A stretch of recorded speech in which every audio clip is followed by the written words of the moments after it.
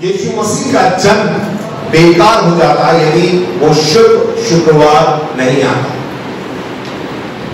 हम सब जो है बड़े धूमधाम से बड़े दिन को मनाते हैं, प्रभु यीशु मसीह के जन्मोत्सव को मनाते हैं, है कि नहीं बताइए? मनाते हैं। वो सब बेकार हो जाता है यदि वो शुक्रवार जिस दिन प्रभु यीशु मसीह को सूली पे चढ़ाया गया था, अगर वो नहीं होता तो सब कुछ व्यर्थ था, सब कुछ बेकार था। परमेश्वर हमसे बहुत प्रेम करता है, राइट? परमेश्वर हमसे बहुत प्रेम करता है और वो चाहता है कि हम जब इस संसार में जिए उसके इच्छा के अनुसार जिए, हमारे जीवन के द्वारा उसको महिमा मिले। Praise the Lord. प्रभु यीशु मसीह जो है इस संसार में उसने इसलिए जन्म लिया ताकि हमको एक नया जीवन मिल सके। और वो नया जीवन कब मिलेगा? जब प्रभु यीशु मसीह क्रूस पर चढ़ाया गया और उसने अपने लहू को बहाया, उसने अपनी जान दी। और इतना ही नहीं, तीसरे दिन वो फिर से जी उठा। आमेन, हालेलुया। पुनरुत्थान दिवस कहते हैं।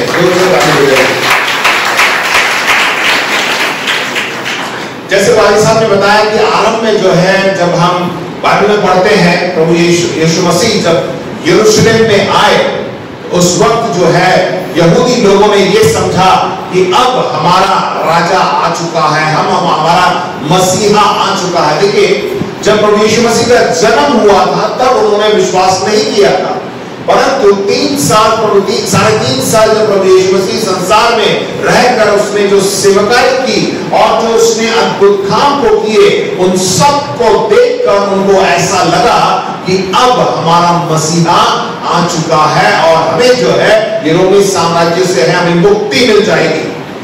और उन्होंने देखा, और जब आज के दिन 2022 साल पहले, जिसको खजूरी इतवार यानी पाम संडे बोलते हैं, इसका मतलब क्या है? उन दिनों यहूदी लोग जो है मंदिर में आया करते थे और मंदिर में आकर एक उत्सव मनाया करते थे जिसको हम कहते हैं फसह का पर्व। हर साल वो आते थे मंदिर में और फसह का पर्व मनाया करते थे, फीस्ट ऑफ पैसोवर। और इस वक्त जब वो आए तो उन्होंने देखा कि प्रभु यीशु मसीह अंदर आ रहे हैं, तो वो सब बहुत खुश हुए। उन्होंने देखा कि हमारा मसीहा आ गया है। और जैसे भाई साहब ने बताया, देखिए उन दिनों गदही के ऊपर कोई बैठ के आता था तो वो एक विजय की घोषणा करता था। कोई भी राजा युद्ध लड़ने के बाद जब अपने राज्य में आता था तो गदही में बैठ के, वो गदही ऐसे ही ऐसी वैसी कोई साधारण गदही नहीं थी, उसमें वचन पढ़ेंगे हम देखेंगे। और उस पे बैठ के आने का मतलब था कि एक विजय की घोषणा, मैं जीत चुका हूं। और वैसा ही प्रभु यीशु मसीह जब इस यरूशलेम में आए तो इस प्रकार जैसे वचन में पहले से ही भविष्यवक्ता ने कह दिया था, वही जो है पूरा हुआ। आइए हम कुछ वचनों को पढ़ेंगे और उसके बाद हम आगे बढ़ेंगे कि ये पाम संडे सचमुच क्या है, ये खजूरी इतवार क्या है। जैसे जैसे मैं वचनों को पढ़ूंगा और उसके कुछ चित्र जो हैं आपको स्क्रीन पे दिखाई देंगे, आप उसको देखिएगा। मैं जो पढ़ रहा हूं उस पर आप कान लगाइए और अपने आंखों को इस पे देखिएगा तो आपको समझ में आएगा और आप अच्छी तरह समझ पाएंगे। मत्ती उसका 21 पहले आयत से लेकर 11वें आयत तक मैं पढ़ूंगा। यरूशलेम में विजय प्रवेश। जब वे यरूशलेम के निकट पहुंचे और जैतून पहाड़ पर बेतफगे के पास आए तो यीशु ने 2 चेलों को यह कहकर भेजा, सामने के गांव में जाओ, वहां पहुंचते ही एक गदही बंधी हुई और उसके साथ बच्चा तुम्हें मिलेगा, उन्हें खोलकर मेरे पास ले आओ। यदि तुमसे कोई कुछ कहे तो कहना कि प्रभु को इनका प्रयोजन है, तब वह तुरंत उन्हें भेज देगा। और इसलिए हुआ कि जो वचन भविष्यवक्ता के द्वारा कहा गया था वो पूरा हो। पुराने नियम में इसका जिक्र है, सिय्योन की बेटी से कहो, देख तेरा राजा तेरे पास आता है, वह नम्र है और गधे पर बैठा है, वरन लालू के बच्चे पर। चेलों ने जाकर जैसा यीशु ने उनसे कहा था वैसा ही किया। और गदही के बच्चे को लाकर उन पर अपने कपड़े डाले और वह उन पर बैठ गया। तब बहुत से लोगों ने अपने कपड़े मार्ग में बिछाए और अन्य लोगों ने पेड़ों से डालियां काटकर मार्ग में बिछाई। जो भीड़ आगे आगे जाती और पीछे पीछे चली आती थी, पुकार पुकार कर कहती थी, दाऊद के संतान को होशन्ना, धन्य है वह जो प्रभु के नाम से आता है, आकाश में होशन्ना। बोलिए होशन्ना, जोर से बोलिए होशन्ना, दाऊद की संतान की होशन्ना। जब उसने यरूशलेम में प्रवेश किया तो सारे नगर में हलचल मच गई और लोग कहने लगे, यह कौन है? लोगों ने कहा, ये गलील के नासरत का भविष्यवक्ता यीशु है। आमीन। आइए हम प्रार्थना करें। पिता परमेश्वर, धन्यवाद आज के दिन प्रभु, जब हम तेरे वचनों पर मनन करते हैं, हम अपने हृदय को खोलते हैं प्रभु, तू हमसे बातचीत कर। आज के दिन प्रभु, आज का दिन तो विशेष दिन है, हम प्रभु तुझसे सुनना मांगते हैं और प्रभु तेरे वचन पर हम चलना मांगते हैं। तू हमारी सहायता मदद कर। आए हुए भाई बहनों को भी तू छू ले प्रभु, जैसे आए वैसा ना जाए प्रभु, तेरे वचन को पाकर, तेरी सामर्थ को पाकर घर को वापस जा सके। यीशु के नाम से प्रार्थना को मांगते हैं, आमीन। जैसे मैंने बताया कि वहां पे जो है लोगों ने जब प्रभु यीशु मसीह यरूशलेम में आए तो वो गदही पे बैठ के जब आ रहे थे तो अपने पिक्चर में देखा कि लोग क्या कर रहे थे, खजूर की जो डालियां हैं उसे डालकर उसके ऊपर उसका स्वागत कर रहे थे। उन दिनों जो है ये खजूर की जो डाली है वो विजय को दर्शाती थी। किसको जब दर्शाती थी? विजय को दर्शाती थी। Symbol of victory and Triumph at the time. और ठीक एक इतवार पहले ये सब घटना घटी। अगले इतवार को क्या है? पुनरुत्थान, राइट? पुनरुत्थान दिवस, ईस्टर कहा जाता है, ठीक है। और एक हफ्ते पहले ये घटना घटी और हम देखते हैं कि यीशु मसीह जो है यरूशलेम में प्रवेश कर रहे हैं। और जैसे मैंने पहले बताया कि उन दिनों यहूदी लोग जो है फसह का पर्व मनाने के लिए उस मंदिर में इकट्ठा होते थे। पूरे संसार भर से सब लोग एक साथ मिलकर उस फसह के पर्व में जो है भाग लिया करते थे। उन्होंने देखा था प्रभु यीशु मसीह को चमत्कार करते हुए और उनको ऐसा लगा कि अब हमारा मसीहा आ गया है, अब हमें छुटकारा मिल जाएगा। और इसलिए सब मिलकर क्या गा रहे थे? होसन्ना। क्या गा रहे थे? होसन्ना का असली मतलब क्या है? हमें बचा ले, हमारी मदद कर। और होसन्ना जो है यूनानी भाषा में, अरामिक भाषा में और जितने भी भाषा है सब भाषा में वही शब्द है होसन्ना। जैसे हम बोलते हैं ना हालेलुया, हालेलुया एक शब्द है जो हर एक भाषा में एक ही शब्द हम बोलते हैं, हालेलुया यानी परमेश्वर की स्तुति हो। वैसा ही ये शब्द है होसन्ना, जिसका मतलब है हमें बचा दे, हमारी मदद कर, हमें छुड़ा ले। और लोगों ने जो है इसी का नारा लगाया, ये जय का नारा था।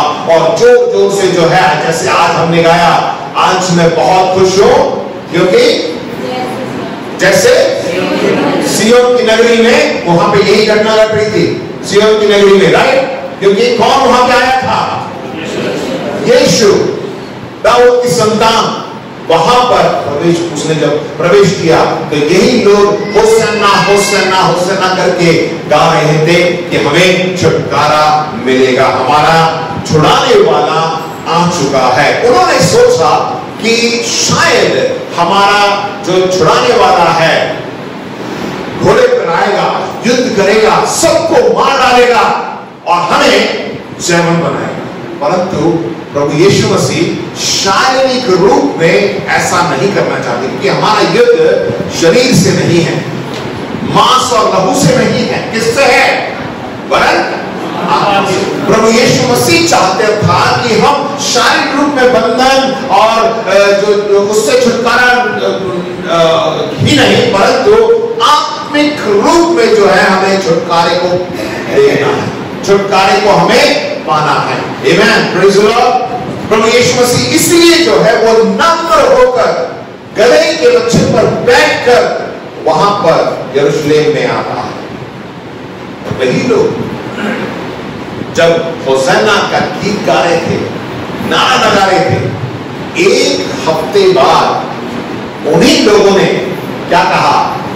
यीशु मसीह को क्रूस पर चढ़ाओ, क्योंकि वो समझ नहीं पाए। परंतु आज हम धन्यवाद देते हैं प्रभु यीशु मसीह के लिए। आज हमें समझ में आता है कि प्रभु यीशु मसीह इस संसार में क्यों आए, और ये पाम संडे, खजूरी इतवार का क्या मतलब है। What happened on Palm Sunday? हम इतने ही वचन को देखकर, मैंने जो बताया ये एक भाग है, उसका अगला भाग हम आगे देखेंगे। मत्ती उसका 21, 12 से 16। उसी ही दिन जब वो मंदिर में पहुंचा तो क्या हुआ देखिए। यीशु ने परमेश्वर के मंदिर में जाकर उन सबको जो मंदिर में लेन देन कर रहे थे निकाल दिया, और सर्राफों के पीढ़े और कबूतर बेचने वालों की चौकियां उलट दी, और उसने कहा, लिखा है मेरा घर प्रार्थना का घर कहलाएगा, परंतु तुमने उसे डाकुओं का खोर बना दिया है। तब अंधे और लंगड़े मंदिर में उसके पास आए और उसने उन्हें चंगा किया। परंतु जब प्रधान याजकों और शास्त्रियों ने उन अद्भुत कामों को जो उसने किए और लड़कों को मंदिर में दाऊद के संतान को होशन्ना पुकारते हुए देखा, तो वे क्रोधित हुए और उससे कहने लगे, क्या तू सुनता है कि ये क्या कहते हैं? यीशु ने उनसे कहा, हाँ, क्या तुमने या कभी नहीं पढ़ा, बालकों और दूध पीते बच्चों के मुंह से तूने अपार स्तुति कराई। आमेन। बोलिए हालेलुया। परमेश्वर को जोर से ताली बजाइए। आमेन। बहुत ही सरल और बहुत ही संक्षेप में जो है आज का मैं संदेश आपके सामने रखना चाहता हूं। पाम संडे के दिन क्या हुआ? प्रभु यीशु मसीह तो यरूशलेम में आए। यरूशलेम मंदिर में जाने के बाद ये घटना घटी है। उस वक्त लोग जो है मंदिर में क्या कर रहे थे? लेन देन कर रहे थे, व्यापार कर रहे थे, और प्रभु यीशु मसीह वहां पे गया और उन पे वहां से उसने सबको बाहर निकाला। और देखिए उसके हाथ में, देखिए उसके हाथ में क्या था? उसको क्या बोलते मालूम? तोड़ा था उसको मार मार के भगाया, और उसने उस मंदिर को साफ किया। पहला कुरिन्थियों के 3:16 में इस प्रकार लिखा हुआ है, क्या तुम नहीं जानते कि तुम परमेश्वर के मंदिर हो और परमेश्वर का आत्मा तुम में वास करता है? बोलिए मैं परमेश्वर का मंदिर हो। जोर से बोलिए मैं परमेश्वर का मंदिर हो। आपस में बोलिए मैं परमेश्वर का मंदिर हो, और परमेश्वर की आत्मा मुझ में वास करती है। आमेन। हम आज के दिन जब हमें हमारे पास वचन है और हमारा शरीर जो है क्या है? परमेश्वर का मंदिर है। जब हमारा शरीर परमेश्वर का मंदिर है तो उस मंदिर में किसको रहना चाहिए? किसको रहना चाहिए? प्रभु यीशु मसीह को उसमें वास करना है। परंतु जब संसारिक रूप में हम देखते हैं उस मंदिर, यरूशलेम मंदिर में लोग व्यापार कर रहे थे, लेन देन कर रहे थे, और प्रभु यीशु मसीह ने सबसे पहले जाकर क्या किया? ठीक है, आप ध्यान से सुनिए जो हमने वचन सबसे पहला पढ़ा, 12वां वचन। यीशु ने परमेश्वर के मंदिर में जाकर उन सबको जो मंदिर में लेन देन कर रहे थे निकाल दिया, और सर्राफों के पीढ़े और कबूतर बेचने वालों की चौकियां उलट दी। वहां पर सबसे पहले प्रभु यीशु मसीह ने सफाई की। आमेन, हालेलुया। जब आप प्रभु यीशु मसीह को अपने जीवन में ग्रहण कर लेते हैं तो प्रभु यीशु मसीह सबसे पहले क्या करता है? सफाई करता है, क्योंकि वो पवित्र परमेश्वर है। वो संसार में तो जिया परंतु वो पूरी तरह वो पवित्र था। आज प्रिय भाइयों बहनों, यदि आपने प्रभु यीशु मसीह को अभी तक नहीं जाना है, यदि प्रभु यीशु मसीह को व्यक्तिगत रूप से उद्धारकर्ता नहीं माना है, आज वो दिन है, आप प्रभु यीशु मसीह को पुकारिए, प्रभु यीशु मसीह आपके अंदर आएगा। हो सकता है कि आप मसीह जीवन में पीछे चले गए हो, सांसारिक रूप में बंध गए हो, फिर से आज का दिन है, परमेश्वर आपको समय दे रहा है, आप मन फिराकर फिर से आइए, क्योंकि हमारा परमेश्वर बहुत प्रेमी परमेश्वर है, इसलिए हम उसे प्रेमी पिता कहते हैं। वो फिर से आपको एक मौका दे रहा है। जब आप प्रभु यीशु मसीह को ग्रहण कर लेते हैं, प्रभु यीशु मसीह को अपना लेते हैं, तो सबसे पहले जो है वो आपको पवित्र करता है। पहला यूहन्ना 1:7 उसमें पहला वचन इस प्रकार लिखा हुआ है, और उसके पुत्र यीशु का लहू हमें सब पापों से शुद्ध करता है। प्रभु के लिए जोर से ताली बजाइए। उसका लहू हमारे सब पाप का मतलब है जो पाप हमने पहले किए, जो पाप जो हम अभी अगर पाप में जी रहे हैं, या आने वाले दिन में भूल चूक में अगर आप पाप करते हैं, तो वो आपको क्षमा करता है और शुद्ध करता है। आमीन। उसके लहू में सामर्थ है। प्रभु यीशु मसीह जब यरूशलेम मंदिर में आए तो सबसे पहले उन्होंने वहां पे सफाई, क्योंकि वो पवित्र है, वो हमें पवित्र और शुद्ध करता है। दूसरी बात, तेरे वचन में और उनसे कहा, लिखा है मेरा घर प्रार्थना का घर कहलाएगा, परंतु तुमने उसे डाकुओं का खो बना दिया है। जैसे वचन में पढ़ा कि हम परमेश्वर का मंदिर है, और मंदिर में क्या होता है, क्या होती है मंदिर में? प्रार्थना होती है, राइट। अब हमारा जीवन परमेश्वर का मंदिर है, तो हमें क्या, हमारे अंदर क्या होना चाहिए? प्रार्थना। हमारे जीवन में वो प्रार्थना का जीवन होना चाहिए। हमारा घर प्रार्थना का घर है। परमेश्वर का भवन जो है प्रार्थना का भवन है। परमेश्वर उसमें वास करता है। इफिसियों उसके 3 उसके 17 वचन के पहले वाक्य में इस प्रकार लिखा हुआ है, और विश्वास के द्वारा मसीह तुम्हारे हृदय में बसे। जहां पे प्रार्थना होती है वहां पर प्रभु यीशु मसीह है, वहां पर परमेश्वर की उपस्थिति है। इसीलिए हमारा जो जीवन है, जब हमारा शरीर परमेश्वर का मंदिर है, तो हमारा जीवन कैसा होना चाहिए? प्रार्थना का जीवन होना चाहिए। हर समय, हर वक्त, हर घड़ी जो है हमें अपने परमेश्वर से बातें करनी है। उसके लिए कोई समय नहीं है कि मैं ये समय में ही करूंगा, वो समय, अगर इस तरह अच्छी बात है कि आप समय रख के प्रार्थना करते हैं, परंतु जब भी आपको मौका मिले, आपसे क्या करना है? परमेश्वर से बातें करते रहना है, क्योंकि हमारा शरीर जो है परमेश्वर का मंदिर है, और जैसे वचन में लिखा है कि वो प्रार्थना का घर है। और जहां पर हम प्रार्थना करते हैं, देखिए हर शुक्रवार को कलीसिया एक साथ मिलकर प्रार्थना करती है, बहुत ही बढ़िया। सहमति की प्रार्थना हम सबको एक साथ आना चाहिए। केवल उतना ही नहीं, परंतु हमारे जीवन भी जो है प्रार्थना का जीवन होना चाहिए।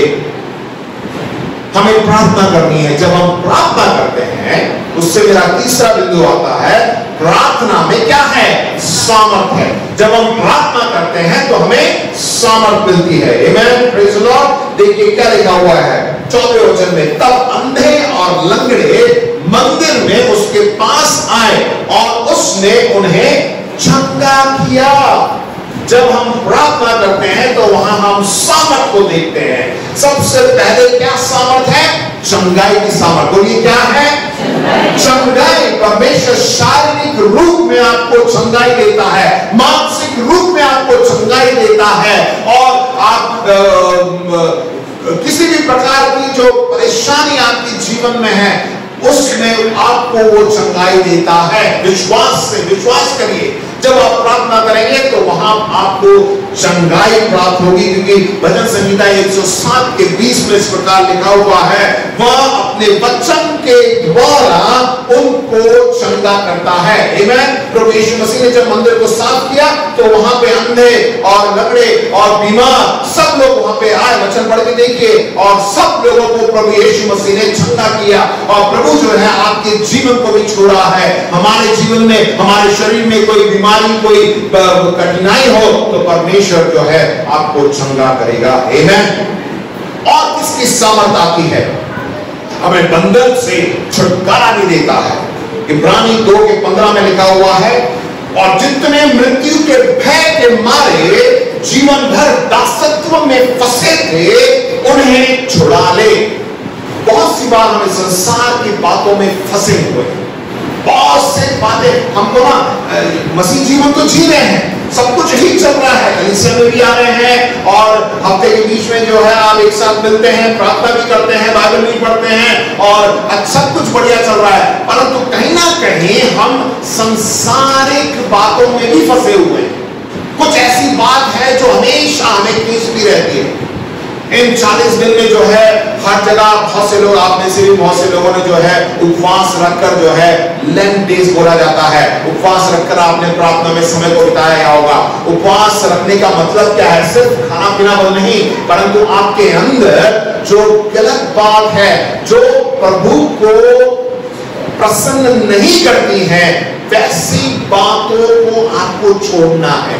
इन 40 दिन आपने व्रत रखा है और आप प्रार्थना कर रहे हैं, तो जब 40 दिन खत्म होने के बाद आप जो है एक नई सामर्थ को पाएंगे। उन बातों को छोड़कर आप जैसा परमेश्वर चाहता है, जैसे परमेश्वर के वचन में लिखा है, वैसा आप जीवन जिए। परमेश्वर आपकी मदद करेगा। इसमें लिखा है कि वो मृत्यु के भय के मारे जीवन भर दासत्व में फंसे थे, उन्हें छुड़ा ले। हमें वो छुटकारा देता है। जोर से बोलिए, क्या देता है?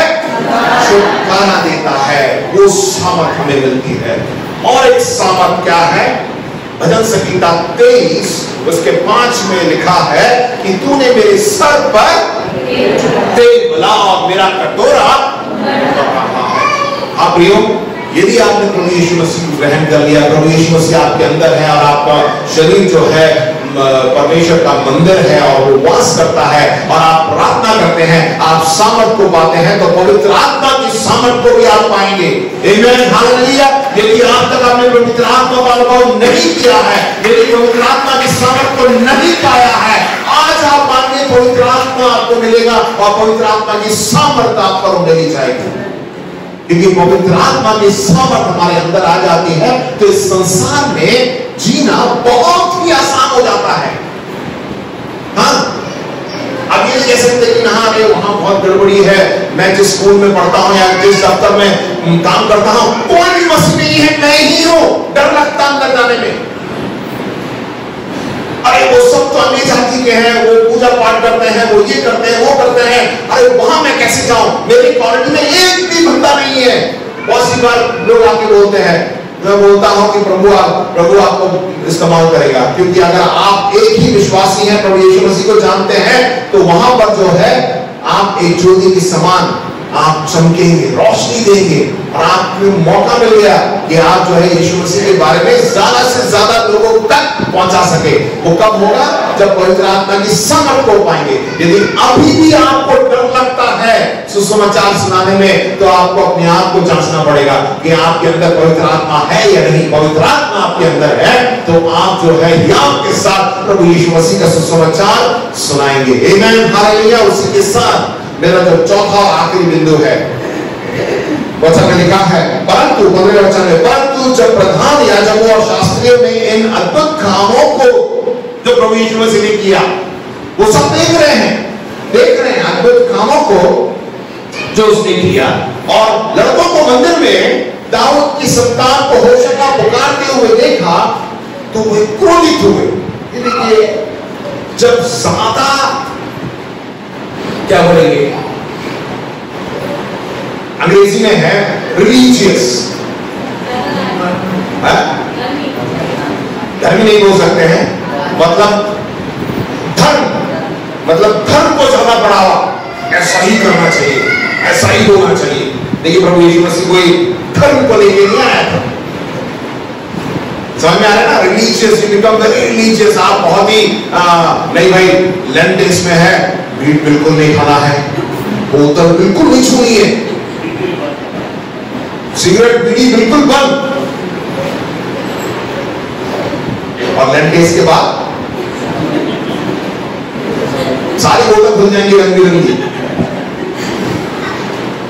ये नहीं है, परमेश्वर नहीं चाहता कि हम इस तरह जिए।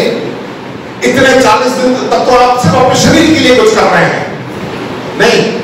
परमेश्वर चाहता है कि हम पूरे जीवन भर जो है हम इस तरह जिए। जो चीज छोड़ दी है तो छोड़ दी है।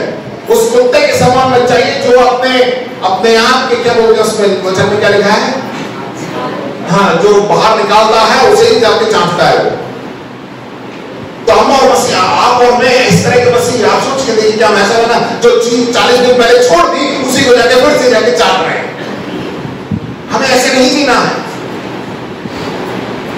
उन बातों को छोड़ना है। तो आप ज्यादा ऐसा करने से ऐसा करना चाहिए, ऐसा करना चाहिए, वो करना चाहिए, तो आप जो है अभी भी परमेश्वर के उस अनुग्रह को नहीं समझे।